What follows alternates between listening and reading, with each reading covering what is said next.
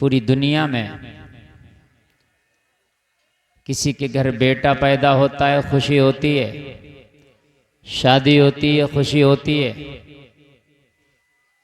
किसी को मुकदमे में जीत हासिल हो खुशी होती है, कोई कैद से रिहाई पा जाए खुशी होती है, कोई बीमारी से शिफा पा जाए खुशी होती है,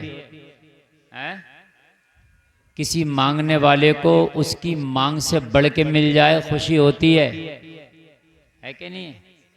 किसी की लुटती हुई इज्जत बच जाए खुशी होती है, अंधेरों में रोशनी हो जाए खुशी होती है, जमीन सूखी है और इस पर हरियाली आ जाए खुशी होती है, सूखे हुए दरख्तों को पत्ता और फल मिल जाए खुशी होती है। ये सारी चीजें नबी के आने पर एक बार में ही अल्लाह ने कर दी थी। सुभान अल्लाह। जब नबी आए बीमारों को अल्लाह ने शिफा दे दी जी। खुशी होना चाहिए कि नहीं चाहिए जी। कोई एक काम नहीं हुआ था नबी के आने पर। आप सुने जरा, जब नबी तशरीफ लाए तो अल्लाह ने बीमारों को शिफा अता फरमाई। खुशी की बात है कि नहीं है? जब नबी तशरीफ लाए मांगने वालों को अल्लाह ने उनके मांगने से ज्यादा अता फरमाया। खुशी की बात है कि नहीं? जिनके औलाद नहीं थी नबी तशरीफ लाए अल्लाह ने उन्हें बेटे अता फरमाए। खुशी है कि नहीं? जमीन खुश्क थी, सब्जा नहीं था, नबी तशरीफ लाए, करम के बादल आए, रहमत की बारिशें बरसी, जमीन ने सब्जा उगाया। खुशी की बात है कि नहीं? अरे बोलो, है कि नहीं? नबी तशरीफ न लाए बेटियों को जिंदा दफन कर दिया जाता था। नबी के आने से बेटियों का जिंदा दफन होना खत्म हो गया। खुशी की बात है कि नहीं? बोलो, है कि नहीं? हद ये है जो जुल्म सितम की आंधियां आई पड़ी थी, नबी के आने से वो आंधियां रुक गईं। खुशी है कि नहीं? काबे में 360 बुत थे, नबी के आने से सबका सफाया हो गया। खुशी है कि नहीं? फिर भी लोग ये कहते हैं आप खुशी क्यों मना रहे हैं? अरे उससे पूछो मनाएं क्यों नहीं?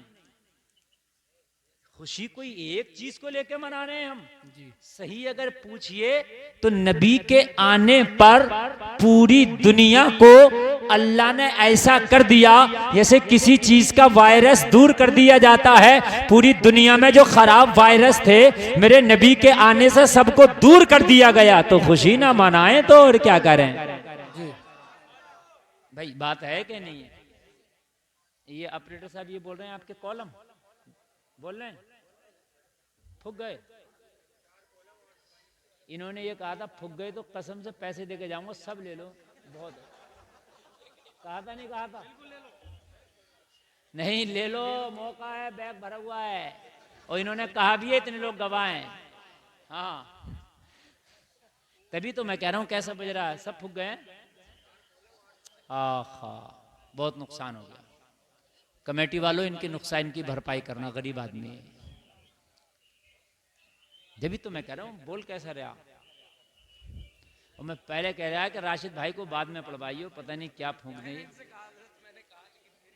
नहीं आपकी नहीं मानी, नहीं मानी इन्होंने।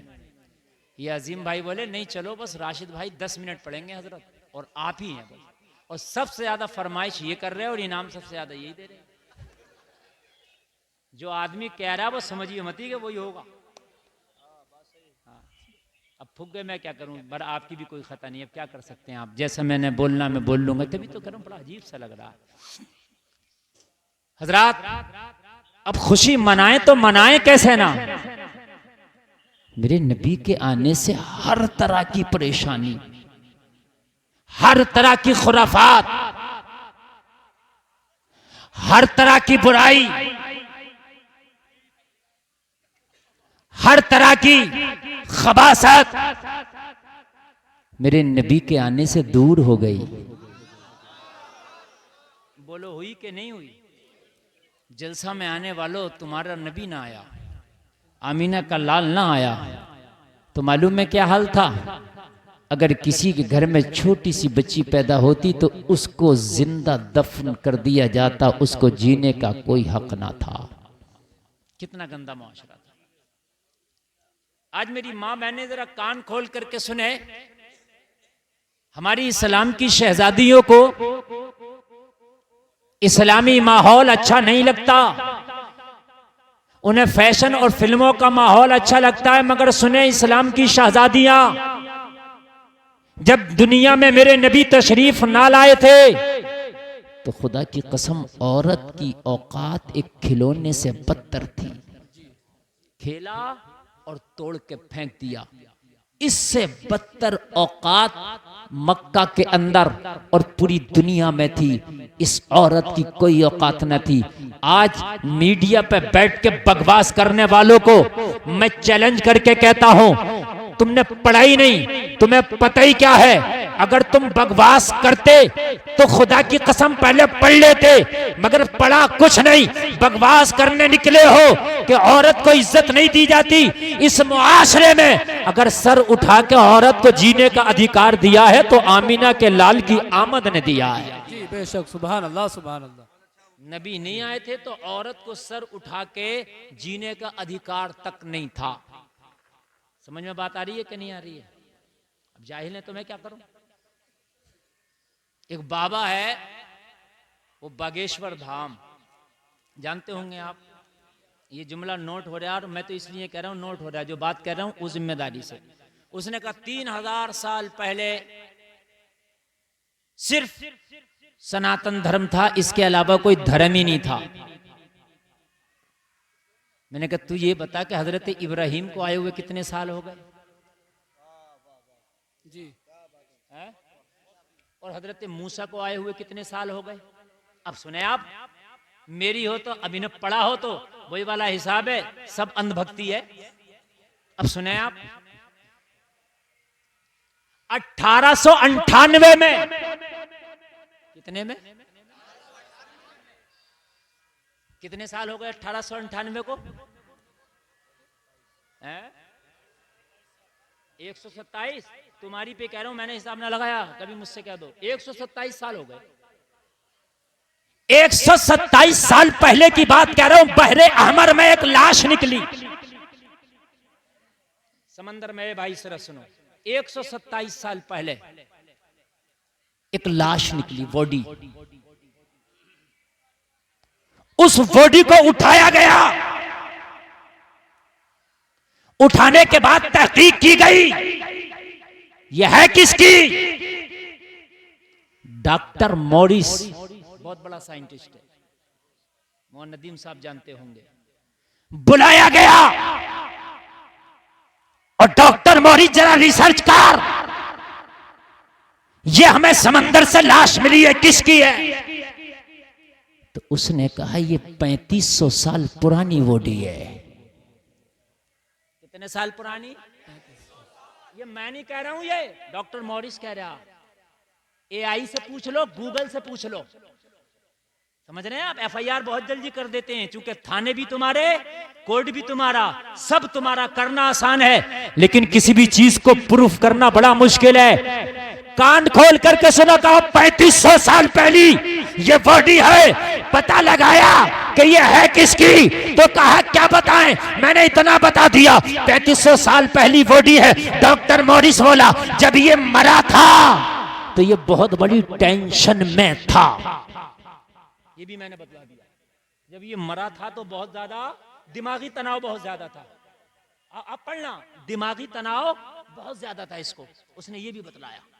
लेकिन कमाल है, किसी मछली ने नहीं खाया। कमाल है इसको गलाया नहीं। कमाल है ये सड़ा नहीं। कमाल है इसको समंदर की जो है तह ने दबाया नहीं। अरे इसको तो खत्म हो जाना चाहिए था। 3500 साल पहला तो लोहा भी नहीं रह सकता, जंग आलूद हो जाता है। डॉक्टर मॉरिस कहता है मैं हैरान हूं, जितना प्रेशर मरने से पहले इसके दिमाग पे नहीं था, उससे ज्यादा प्रेशर मेरे दिमाग पे है। बच कैसे गया 3500 साल, और वो भी समंदर में। ये बागेश्वर धाम के लिए ये रिकॉर्ड करा रहा हूं मैं, जो कह रहा 3000 साल पहले सिर्फ सनातन था, सिर्फ सनातन था। मैं नहीं कह रहा, डॉक्टर मॉरिस कह रहा। समझ रहे हैं आप? हमारी तो झुटला दो, लेकिन उसकी झुटला के दिखाना। कहने लगा यार ये है कौन? और जब सारे दुनिया वालों की अकलें जवाब दे जाती हैं, सारी दुनिया की टेक्नोलॉजी जवाब दे जाती है, सारी दुनिया की साइंस जवाब दे जाती है, मशीनरी जवाब दे जाती है, तो अपनों को भी और गैरों को भी फिर कुरान की रोशनी नजर आती है। जब सब जवाब दे जाते हैं तो कहते हैं भाई अब कुरान की रोशनी, अब लाओ कुरान क्या कहता है, अपने भी और गैर भी। हद ये है कि जब इंसान की तबीयत अलील हो हॉस्पिटल, और अलील हो उससे बड़ा हॉस्पिटल, और अलील हो उससे बड़ा हॉस्पिटल, ऐसा ही होता कि नहीं होता। लेकिन जब तबीयत इतनी अलील हो जाए, डॉक्टर कह दे ये ला इलाज है, मैं इसका कुछ भी नहीं कर सकता, तो फिर डॉक्टर जवाब देता है इसे घर ले जाओ। अब कोई दवा काम ना करेगी, किसी डॉक्टर का नुस्खा काम ना करेगा, तो आपने भी देखा मैंने भी देखा, अब किसी डॉक्टर का इलाज नहीं होता, अब उसके पास बैठ के सूरह यासीन की तिलावत होती है। हाय हाय हाय, बेशक सुभान अल्लाह। अब सब खत्म हो गया, अब कुछ नहीं, अब बस कुरान पढ़ दें आप हजरत, आप दुआ कर दें, सिर्फ दुआ होती है, कुरान पढ़ा जाता, हजरत दुआ कर दें, हजरत दुआ कर दें, यही होता कि नहीं होता। डॉक्टर मॉरिस ने कहा मैं परेशान, 3500 साल कैसे रह गया। मिस्र के बड़े बड़े उलमा को बुलाया गया, बड़े बड़े आलिमों को बुलाया गया, कहा गया अब कुरान के जानने वालों को बुलाओ, अब कुरान के आलिमों को बुलाओ, ताकि ये गुत्थी हल हो जाए।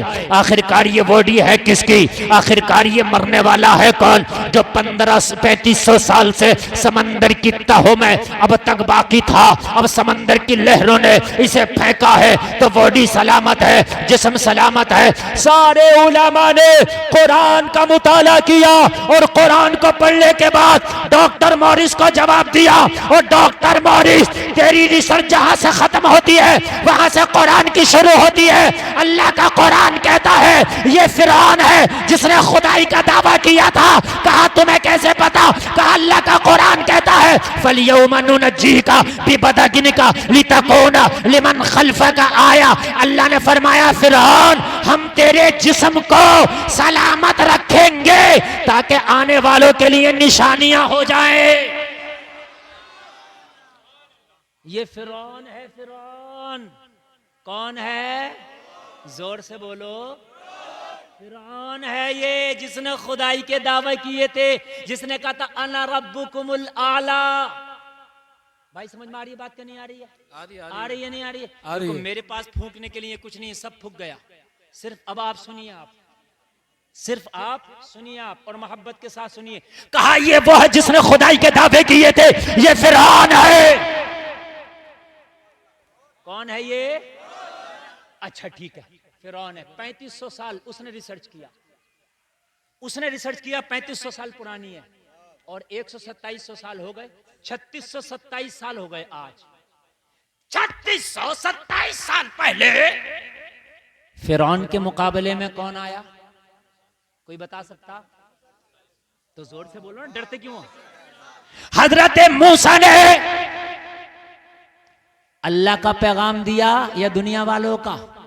अल्लाह का। और अल्लाह का पैगाम ही तो इस्लाम का पैगाम है। अरे जरा जोर से बोलो। फिरौन ने कहा मैं खुदा, हजरत मूसा ने कहा तू खुदा नहीं, खुदा वो है जो मारता और जिलाता है, खुदा वो है जो वहदहू ला शरीक है, खुदा वो है जिसको किसी ने पैदा नहीं किया, जो ना जन्म देता है ना जन्म लेता है। मेरा खुदा वो है जो यकताए रोजगार है। सुभान अल्लाह, सुभान अल्लाह। तो बोलो इस्लाम की बात की कि नहीं की? तो 3627 साल पहले इस्लाम था कि नहीं था? था। लाओ इस जाहिल के लठ को ये कह रहा है कि 3000 साल पहले कोई था ही नहीं। हंसने की बात नहीं, समझने की है। मैंने तो प्रूफ कर दिया ना, मैंने तो प्रूफ कर दिया ना। आप बताएं, आप या तो निकालो या तो इन चीजों को हटाओ। कह रहा 3000 साल पहले, और नहीं था तो फिर फिरौन के मुकाबले में कौन था? मूसा अलैहिस्सलाम। कौन थे? अल्लाह सलामत रखे, मदद बहुत अच्छा सुनने, अल्लाह सलामत रखे। असल में मसला ये था, सुन लें यार, हो सकता है कोई अंधभक्त तुम्हें भी मिल जाए कि तुम्हारे मौलाना ऐसे बता के गए, तो तक जवाब भी दे सको है। और एक बात बताऊं, हक कहने की आदत डालो, कानून के खिलाफ ना हो, ठीक है, आइन के खिलाफ ना हो, हक बात कहने का आप